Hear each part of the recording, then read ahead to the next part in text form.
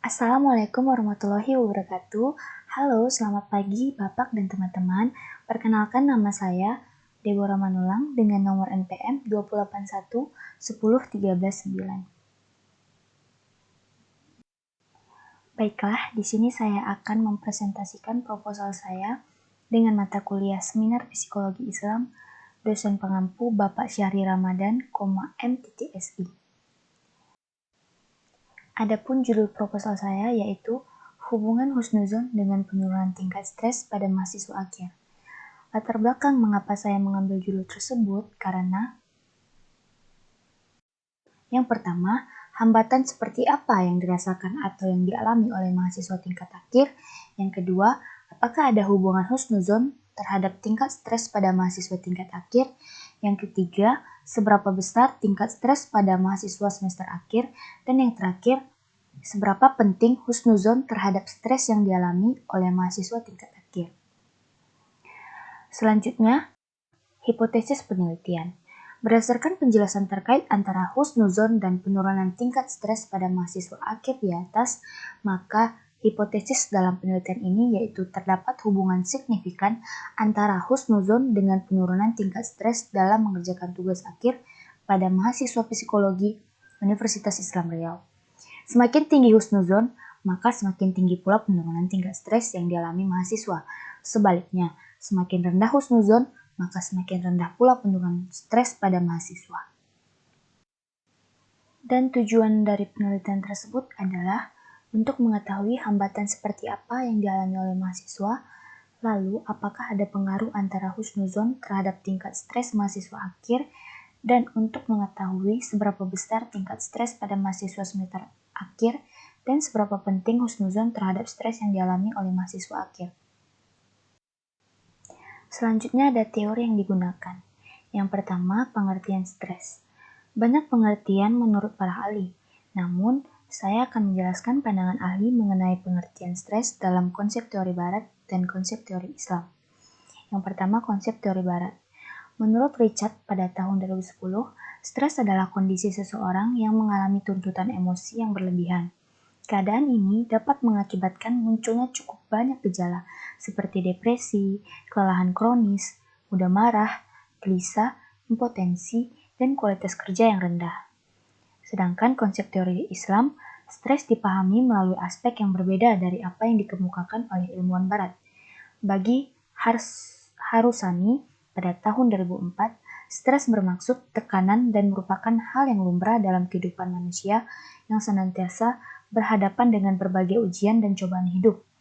Hanya kesabaran dan ketakwaan yang akan menentukan tahap penerimaan seseorang terhadap ujian yang dihadapinya. Sebagaimana firman Allah dalam surah Al-Baqarah ayat 155 dan 214.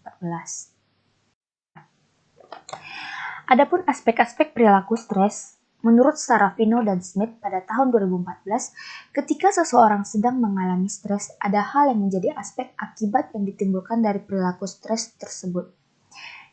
Yang pertama, aspek fisik, yaitu mengalami sakit pada organ tubuhnya seperti sakit kepala dan gangguan pencernaan. Yang kedua, aspek psikologis, yaitu kognitif, afektif, dan perilaku. Selanjutnya ada pengertian teori, aspek-aspek, dan faktor-faktor husnuzon. Yang pertama, pengertian husnuzon. Menurut Rusdi pada tahun 2012 menjelaskan bahwa husnuzon merupakan cara berpikir seseorang yang sangat dihargai dalam Islam. Karena dengan berhusnuzon dapat mengurangi beban hidup dan pengalaman-pengalaman yang tidak menyenangkan dalam kehidupan sehari-hari. Adapun aspek-aspek dari husnuzon menurut Rusdi pada tahun 2012 yaitu yang pertama, husnuzon kepada Allah. Yang kedua, husnuzon kepada sesama manusia. Faktor-faktor husnuzon menurut Al-Atsari pada tahun 2013 antara lain, yang pertama ada ikhlas, yaitu memurnikan tujuan hanya kepada Allah dalam perkara ketaatan.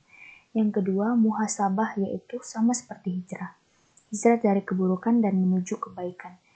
Yang ketiga, keimanan, yaitu meyakini kepada yang tidak tampak. Husnuzon tersebut husnuzon yang paling tinggi. Selanjutnya, gambaran besar tentang proposal saya.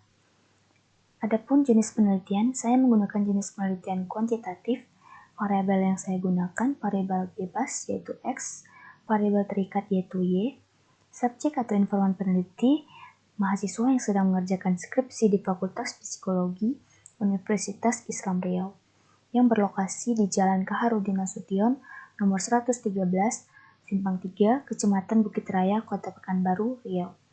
Teknik pengumpulan data yaitu angket atau kuesioner, teknik analisis data, data yang diperoleh akan dianalisis dengan pendekatan statistik.